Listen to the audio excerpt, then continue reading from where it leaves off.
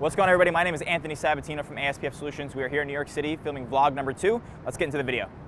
Had to go against the grain to do my own thing. Took a shot in the dark to make my own lane. I think that I'm better going my own way, so I didn't. Now I'm on my own, yeah, I'm on my way. Keep my head up till I find my place. Yeah, I'm on my way, every day I'm getting close. Had to do my own thing now. I know that I'ma make it to the top. Wake up and grind, I don't think I'll ever stop. Cause I made. What's going on, everybody? So I wanted to put this out there for you guys really fast. So when you put your true, authentic version of yourself, your business as the owner, because people are going to reciprocate how you put yourself out there. They can't really judge anything otherwise. What they can do is reciprocate what you put out. So if you're putting out good energy, you're putting out something that will reciprocate on their end, something of service to them, they will put that in the forefront of their brains, and you will gain more loyalty through that and a much more just consumer-centric type fan base that you can continuously, be able to provide value to, because that can't happen always if you're not giving them first. So actually enabling that creates more success, because when you take yourself out of the equation first, removing the self-centered, you create a lot more for them, which then in return reciprocates back to you anyway. So it's a beautiful win-win situation instead of trying to take away from somebody else. So business is like so crazy, because you think about when you're branding a business, you always think about, you want to look different, you want to get unique, you want to have eyes and ears on you. What's so interesting though is that, we're in 2021. Social media's been around for, 10 plus years now, and it's been said and done, right? So usually people will get to a point where things get diluted and they're trying to figure out how to be different. And that's kind of where struggles happen. And a lot of times people fall into, just becoming another sheep or something like that, and they just fall into the crowd. And what will happen is they end up just doing everything like everybody else, and you don't stand out. And that's the exact opposite of what your intention was. Your intention was to stand out. That's what everybody wants. The classic example I always give is like, when you're going for a job interview, let's say you're working like a 9 to 5, what's the thing everybody always asks? Like, what makes you different, right? But for some reason in business, it's like completely different. It gets thrown out the window for whatever reason. So, to me, branding it should be looked at, hey, 10 plus years social media has been built out, and a lot of people fall into that crowd of, building a facade, make sure everything's perfect. And a lot of times what that does is it, decreases volume, it decreases, execution consistency. These are all really positive things that require a lot of hard work and, your self-awareness of doing it, but it gets just completely diluted by the fact it has to be perfect, it has to be all this, that you fell into the crowd of doing and believing that was the truth. So to me, I think the opposite is always beneficial, especially when you're going something like this, where you can brand yourself through actual authenticity, bring to the table something that's different to the millions and billions of people on social media today. Say, I'm going to be different, and I'm going to put myself out there with the most authentic version of me, and then more eyes will come to you. I think that is the way to brand, because you will not only stand out from the crowd, but you're actually going to give the truth, which will win in the end. And a lot of these people who are putting out the perfect might look like they're winning right now, but a lot of times it will end up fading out. They might go into something completely different. They'll lose passion in what they're doing because they're just trying to make a quick buck. But to me, really branding the authenticity is what's going to win over time, if your intention is to build something really massive and and have something of value for your future, your family's future, and things of that nature. Yeah. So I'm starting up a skincare brand. Mm-hmm. And my question was like, how does one starting up a skincare brand stand out when there's like already really big, like there's monsters in the industry? Yeah. And these guys are pumping out content every single day. And as like a small like skincare brand owner, it's like, how do you keep up with that when they're producing at like such a high level of consistency? I think it's important to really acknowledge that like you're never going to be able to compete, money-wise, right? Like these people have millions of dollars, these companies, so you're never gonna be able to compete on a financial level, which is just like kind of the hard truth to accept. And that's the same with so many different small business owners.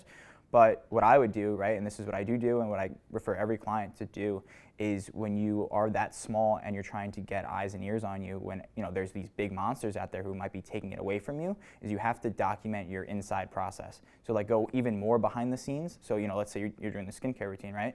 If you could document like the exact process of like how you make products, like how you ship out your to your customers and things of that nature, like actual behind the scenes things will relate way more to a customer, because these big monsters of the companies of skincare routines and other just commodity companies, they're not doing things like that. They're putting out more of like they're going to spend $1 million in an ad and like run the best thing possible. You don't have the $1 million, which is okay, right? It's just a different route to take. You could go the other route, which is what I would do, which is to like everything you're doing, have it on camera, and then create that as content, because people are gonna be like, oh, I love he's doing that. Like he's just like me. Like I know how that's made. I don't know how the big monsters are making their stuff. You know what I mean? So like you can be like, that's my content I can put out, and it's inexpensive to free. Yeah. You know, just you can even film it with your iPhone if you really wanted to, but just to have it on camera, or you know, cameras, you know, better cameras work too, but like anything to get it on camera would be like, oh, this person relates way more to like the entry level consumer, and they're gonna buy you over these, you know, big companies, because like, oh, I relate with that guy. I know how he makes that stuff. I really love that. It's very holistic, or whatever the case may be.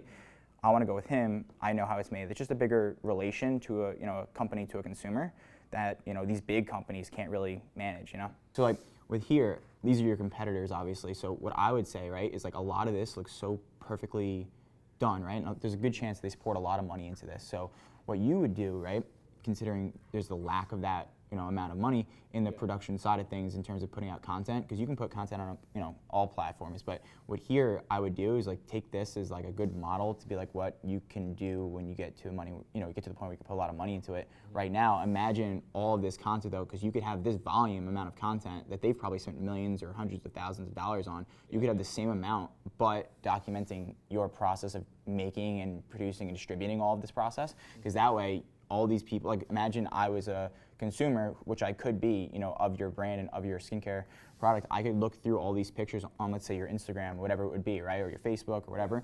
I could look through and be like, oh my God, like this is how all this was made, and this looks so legit. I really love how this was happening. Nobody else does this. Like I've never seen how, you know, a clay mask was ever made, right? So I could go on here and be like, this looks great. I love this. That's really interesting. I didn't even know that. I just learned something.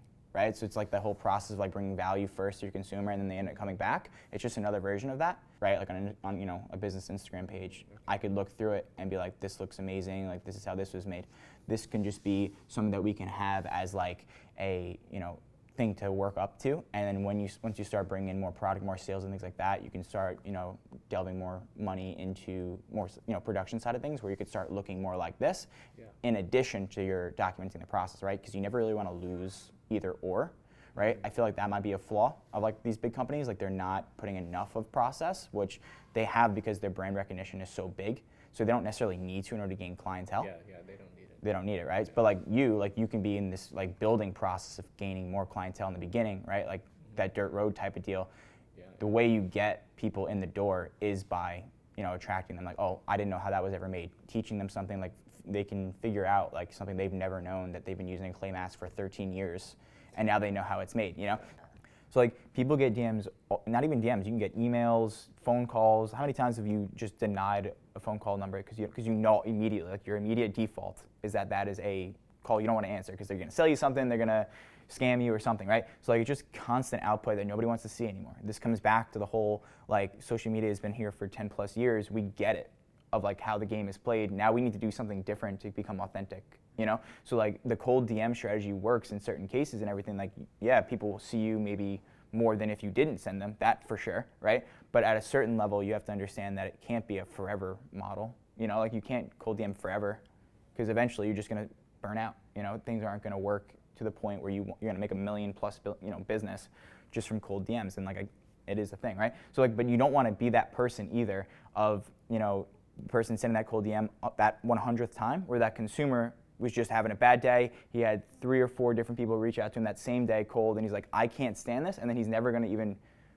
you know, watch your content again or consume what you're putting out. And like I feel like the loyal fan and the loyal, you know, consumer is more valuable in the end than that quick buck, you know? Because like you have no idea what you're going to be selling and the services you can provide and the quality of that in 3 months from that point. But you just have to get it now. It's like you want everything now, and you're not willing to put in the work or the time or the energy to creating the big picture, you know? And this comes back to like, well, what do you want to create? Do you want to create a $100,000 business in a few months and then call it quits? Or do you want to build a multi-million-dollar empire? I mean, because I know a lot of people are, I get, that makes me not want to talk to somebody when they hit my email because they found my business email through whatever. Yeah. And they send me 10 emails. And they're like, hey, do you want to get on a conference call? Get on a conference call. We can do consulting for you or something like that. Yeah. But it's like they're just aggressively pushing me onto it, which kind of makes me just not want to even, I just don't reply. Yeah. Or it annoys me so much that I'll just be like, no thanks. I'll use like a standard LinkedIn reply where it's like, Yeah. like what is, because I mean a lot of time, like how do you get someone to notice you on any of these platforms? I'm telling you, it matters. It takes longer. It requires a lot of patience sometimes, but you have to put in that time to brand yourself as the authentic figure and not the chaser of everything, because when you chase, things run away. It happens in the wild, in nature, like everything. People chase things forever and ever and ever, and they act surprised when things run away from them. I literally say this to every client of mine, like, think about a squirrel on the street. Like, if you're on the street and you see a squirrel and you chase that squirrel, where's it going? It's running away from you, like, immediately.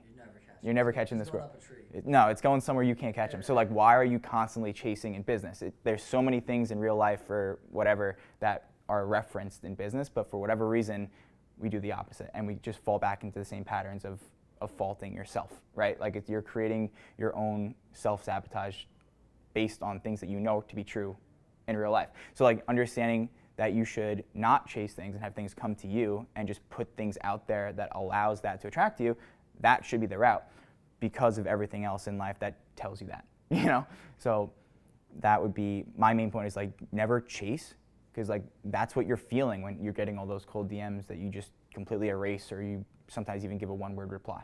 You're getting the feeling that they are chasing you, like they need you, and that desperation's never going to get a sale. It might in the beginning, but it's never going to build something humongous. So to me, I'd much rather brand yourself in a way that allows things to come to you. Meanwhile, you have the leverage now to put out value at a very high level because people trust you. There's a trust there that you cannot get when you're constantly chasing everything and everyone.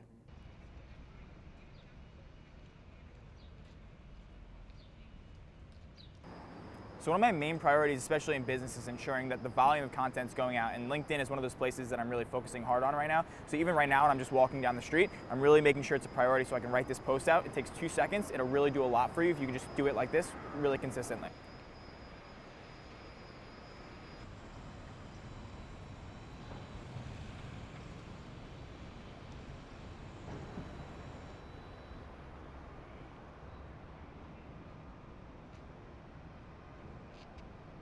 So like, I always think with being on every platform, it's very important because at the most basic level, you'll never know where a customer will come from. So at its core level, what you're doing is it's like you're assuming the decision for your potential, buyer, right? So like, just because LinkedIn might not make sense in your head for what you're doing, it's actually kind of irrelevant in comparison to what people might find on there, right? You have no idea what somebody's going to be on LinkedIn scrolling through one day, just like somebody would scroll through Instagram aimlessly and come across something that you might have, right? And all of a sudden that sparks something in their brain. So you'll never know. So the lack of doing only is a negative, right? So it's never going to be a positive to not do something, because you'll never know where somebody might be that will buy from you, right? Or might be a loyal fan of yours, or might consume your content, or might enjoy your mission, right? Things like that. So at the most core level, you just never want to assume for your consumer, because that way you'll just lose out, right? So there's no positive in not doing, but also understanding which platforms have such power to them that others don't, right? So like a really great example right now is LinkedIn. LinkedIn has so much virality to it, and many people don't understand why, or don't even know that it does, right? But because it's such a professional network, sometimes people have lost complete hope in it as like a social media platform. But really, what it's turning into and what it's going to continue to go into is so much more of a content platform where people are actually posting pictures, videos, written form, things that are actually going out there for content, for a business, for your personal brand, things of that nature, or even individual. But people are out there finding new products, new services, new networking opportunities, new people to have relationships with on this platform, and a lot of people don't give it enough credit, right? So with LinkedIn specifically, it's very similar to TikTok in that the amount of content that's being put out there right now is not enough in comparison to the amount of people or users on the platform, which is very interesting, because what that does is when you post something, right, no paid media, no ad spend, no nothing. But when you put something out there organically, right, just a regular old picture with some words on it, right, the better chances you have of getting more eyes on that post you will have on LinkedIn than you will on, let's say, Facebook or Instagram even. Just because there's not enough content on the platform for the amount of people that are on there. So it's boosting your stuff out more than it would, let's say, on Instagram, who has 1 billion+ users, right? it's just a different strategy, right? Because if you can really buy into the fact that LinkedIn is still valuable for every business, for every person, simply based on you have way more eyes available to you, then you should be all in mentally on executing that as well as others, right? I'll give you an example with me too. So because I like to practice what I'm preaching, I'm doing this at a very high level with LinkedIn specifically right now too. And I'm pumping out content at a very high quantity. And what's happened is the exact thing I just described, where because things are happening with kind of virality, one of my posts that I spent no money on, all I did was put a few hashtags, which we can talk about, on the post, and it was just a written post, just putting out value, didn't ask for a thing, just literally words, got over 10,200 views on my post, just like that, and it got a ton of content, ton of likes, and from that has created so many more opportunities, more potentials, and I didn't spend $1 on it simply because I was the person of authenticity. I put it out there, and I trusted the algorithm of what LinkedIn is doing right now, and I wasn't saying no for the other person. So there's a lot of insecurities that come when it comes down to, especially as a business owner, where you're forced, you have so much responsibility to put out things and have people see it, and a lot of people don't like having people see their stuff, based on a lot of insecurities and fears of doing that, because it's not normal, right? Like, you think about what's natural. It's not natural to share your entire life to a big audience, right? So you have to kind of face a lot of that, which is tough. But once you do it, you get over that little hump, you start realizing that that is what will create more results, right? Because then more people see you. But yeah, there's going to be positive and negative feedback always, right? How well you can deal with that, though, is very, very important, because if you can basically, not that you want to shun it out, but you can accept it for what it is and that there's always going to be there, you'll be able to pump out more, right? Because the only thing that's going to happen is when you start listening to all that negativity, it's only going to stop you, which everybody knows, right? I'm not speaking rocket science with that. Like, everybody knows that if you just take the negative to heart, it's going to stop you from producing more. But everybody also knows that the thing that's going to get you to where you want to go is producing more. So it's like that, conflict of interest of, hey, you can't fall into the insecurity, you can't fall into the fear of posting more and having people judge what you're putting out, because that's the only thing that will get you to where you want to go. So kind of reverse engineering what you want to happen, right? Like, what do you want? Do you want people to know about, this big brand that you want to build, or do you not want that to happen? Because then you can just look back at your actions and say, are they speaking in alignment to what I want to happen? I'm B2B, so like I realized, hey, that's actually, like, I was sitting there thinking, why the hell was I not doing this before? Like, yeah. And I was seeing people talk about it, and I was like, oh, what's the point? But it's like, man, you don't know if you have one post that is shown to 10,000 people, that could, and you got that virality, I guess, for free. Yeah. What, you could have, even if you get 3 leads right there, that's 3 leads. Yeah. And in a B2B business, like 2-3 leads could make or break a business. That could push you to your next. It absolutely could. And we can touch on that too. Like, LinkedIn, if you're B2B, is a must. Like, I think it should be for everybody, but I think it's not even a question if you're B2B. If you're a business selling to another business, that is the place to be, especially right now. We can't speak to what's going to happen 10 years from now, but today, that is absolutely the place you need to be, because I've made a lot of, opportunities and money and, things like that from LinkedIn, because it's so business based, So, like, removing yourself from that platform based on either the fear of not knowing what to do on it or whatever the case may be is just something you have to get over. You have to get over that hump, because the opportunity's there. There is so much there. And if you can just pour some, time, energy, you don't even have to pour any money into it. Just pour some time, your energy, and put your value out there, and really share your genius, really share your gift to it. It will reciprocate in ways that you maybe won't get in 3 days, but who knows, in 2 weeks or 2 months or 2 years, you could have something massive that you would have never had if you didn't just do it. You're oblivious to the source of the issue, which is a problem. But, let's say somebody messages me and says, hey, I'm really interested in getting on the phone with you and learning more. Even more so, hey, I really need some help. Can we talk about something? That is the golden message you ever want to see in business, because you can help them, and they know you can help them. So it's a seamless process, and it's a win-win for you too, right? You never want it to feel like it's a win-loss, right? You never want it to feel like you're like grasping at the bits for like their money. You never want to feel like you're white-knuckling it. You want to always feel like it's a win-win. Like, if they're coming to you, that means that you can provide something to them that they cannot do for themselves, which is a beautiful thing that you can help them solve. You can help them get over a hump that they would not have been able to do. They would have been stuck in that same spot for 2 days, 2 weeks, 2 years. You never know.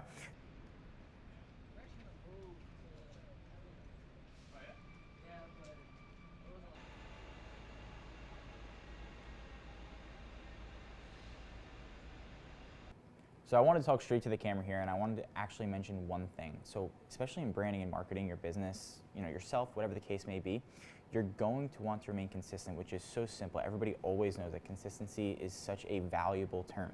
Here's where a lot of people fall a little bit off though. So consistency, a lot of people have heard this term, consistency is king, right? But what a lot of people struggle with is consistency is king, but consistency of the wrong thing is actually the worst thing, right? So a really good example to think about is, if you're really trying to get in shape, you're not gonna get in shape by consistently eating the wrong foods or eating junk food or things like that and not exercising. Doing the wrong thing consistently does not always or ever really create what you're looking for, right? So consistency needs to be, aligned with truly what you're doing. So a lot of times what you'll do is you'll find yourself doing something, over and over and over again, and you're not really creating the ROI of what you wanted from that. A lot of times patience is involved in that, but even more so just acknowledging results along the line and step-by-step process. You have to know what you're doing and whether or not it's the right way to create what you want, right? So really acknowledging if your thoughts and your actions are aligned with what you want to happen, very, very important. A lot of that comes down to self-awareness, but understanding that, very, very important, because you want to make sure you're doing the right thing over and over again and not the wrong thing, because it could be two opposite results that you're not really looking for. Hey everyone, Anthony here. I just wanted to thank you so much for watching that vlog. It would mean the world to me if you could just leave a comment of any topic, question, inquiry, anything at all that's on your mind that you want me to cover in future vlogs. I'd be more than happy to do so. It would mean the world to me. Thank you so much for watching, and there's a lot more to come.